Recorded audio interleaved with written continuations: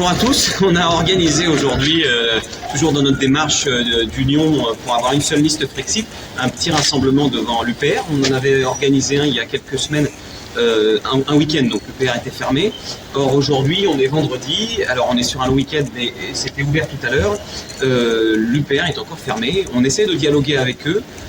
On est venu en petit groupe, on était trois la dernière fois, on est venu directement au siège pour essayer de dialoguer avec eux. On est toujours dans cette démarche de médiation en disant il faut qu'il y ait une seule liste Frexit parce qu'aux européennes, élection à la proportionnelle à un tour, 5% égale 5 élus. Donc on peut faire des unions sans sacrifier des candidats. Et surtout des candidats visibles et reconnus. Et il a été évident pour nous que la première union à faire, c'était entre l'UPR et les Patriotes, et que les plus petites listes, qu'elles soient Frexit ou citoyennes, se grefferaient d'une façon ou d'une autre à ça. On a réussi à dialoguer un petit peu avec les Patriotes, et on n'arrive pas à dialoguer avec l'UPR. Alors on nous dit qu'il y a un bureau politique, c'est pas seulement Asselineau qui décide, mais force est de constater que la dernière fois qu'on est venu, personne n'était capable de prendre une position publique sur les questions qu'on posait. Et on a déposé un courrier la dernière fois en demandant, notamment dans ce courrier, qu'est-ce qui pouvait être attendu de la part des Patriotes et peut-être plus particulièrement de Philippot pour favoriser cette alliance. On avait bien entendu que François Asselineau avait des griefs à l'égard de M. Philippot. Peut-être que ces griefs pouvaient être réparés, raccommodés, notamment avec des excuses, des prises de parole publiques. Voilà. Mais on n'a eu aucune réponse sur ça. Et donc aujourd'hui, on avait déclaré ce rassemblement. On est très peu nombreux. Alors il y a deux policiers qui ont quand même été mobilisés pour ce rassemblement. L'UPR est fermé. On a eu une militante de l'UPR qui est là avec nous et qui est plutôt partante pour ces alliances, a eu le standard au téléphone. Elle s'est un petit peu fait rabrouer de participer à cette démarche. Nous, on se rend compte sur le terrain que les gens, qu'ils soient sympathisants UPR ou patriotes ou d'autres mouvements, sont à fond derrière cette initiative et sont d'accord. Donc voilà. Et les questions qu'on avait aujourd'hui, on essaye un peu de faire évoluer notre démarche de médiation, c'était de dire à l'UPR, vous n'avez pas pris réellement position sur cette histoire d'alliance, parce qu'à part dire non, qui n'est pas une proposition, vous n'apportez rien dans la discussion.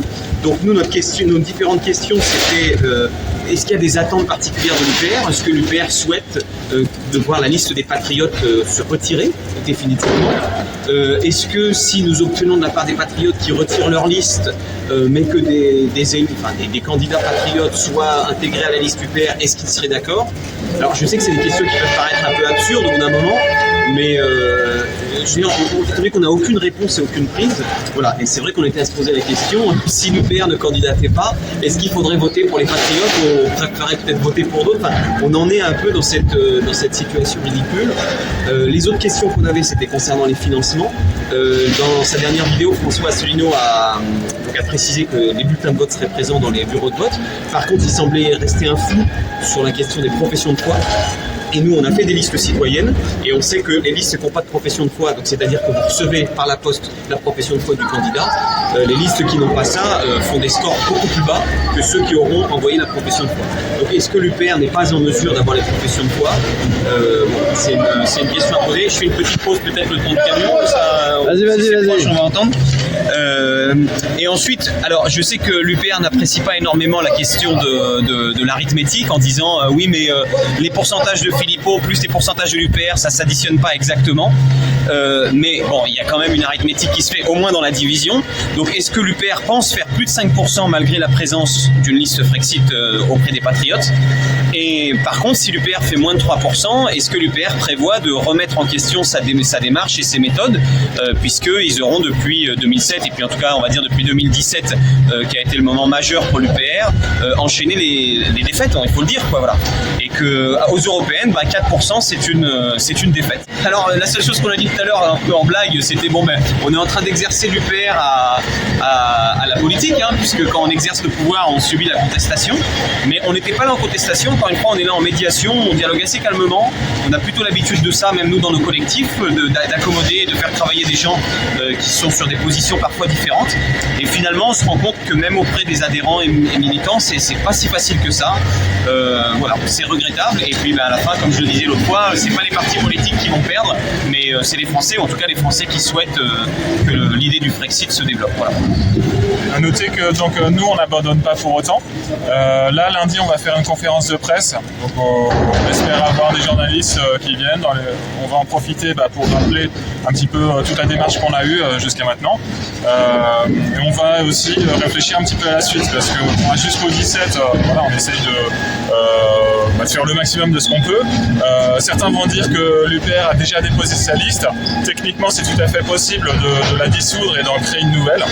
Donc voilà, en termes techniques, c'est encore possible. On espère aussi que le week-end, ça puisse faire réfléchir un petit peu. Et dans le cas où le 17, finalement, ça ne serait pas fait, on a d'autres idées en test. On a au moins deux idées, deux choses qu'on va essayer de faire avancer. Donc on vous en reparlera le moment venu. Je ne sais pas si je l'ai dit au début qu'on s'est fermé, mais il y a quelqu'un à l'intérieur. Je ne sais pas si je l'ai dit, mais c'est voilà. Et lundi à la conférence de presse, on détaillera un peu les actions qu'on a menées. Il y en a certaines qu'on a tout de suite rendues publiques via les canaux qu'on a, et certaines qu'on a gardées plus discrètes, et on en parlera quand même d'une façon ou d'une autre. Pour montrer tout ce qu'on a essayé de faire avec nos modestes moyens pour que ça se passe. Voilà. C'était la question tout à l'heure, grosso modo, c'était... Il serait prêt à abandonner le Frexit pour éviter qu'il y ait Philippot. Ouais. Ça me paraît important parce qu'effectivement, 5%, c'est potentiellement la stratégie Nigel Farage que défendent les deux. Et là, ils sont en train de faire exactement l'inverse. Ils risquent de se retrouver dans une situation où, par discorde, ils vont planter leur projet. Voilà.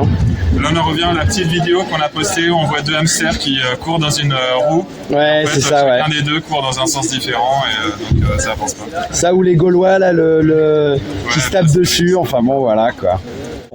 Voilà, je vais vous lire un poème d'Aragon qui est très très beau sur la résistance et sur la nécessité de s'unir malgré nos clivages pour un but commun. La rose et le réséda. Celui qui croyait au ciel, celui qui n'y croyait pas. Tous deux adoraient la belle, la France, prisonnière des soldats. Lequel montait à l'échelle et lequel guettait en bas. Celui qui croyait au ciel, celui qui n'y croyait pas. Qu'importe comment s'appelle cette clarté sur leurs pas. Que l'un fût de la chapelle et l'autre s'y déroba, celui qui croyait au ciel, celui qui n'y croyait pas. Tous les deux étaient fidèles, des lèvres, du cœur, des bras, et tous les deux disaient qu'elle vive, et qui vivra verra. Celui qui croyait au ciel, celui qui n'y croyait pas. Quand les blés sont sous la grêle, fou qui fait le délicat, fou qui songe à ses querelles, au cœur du commun combat. Voilà, je crois que c'est assez d'actualité.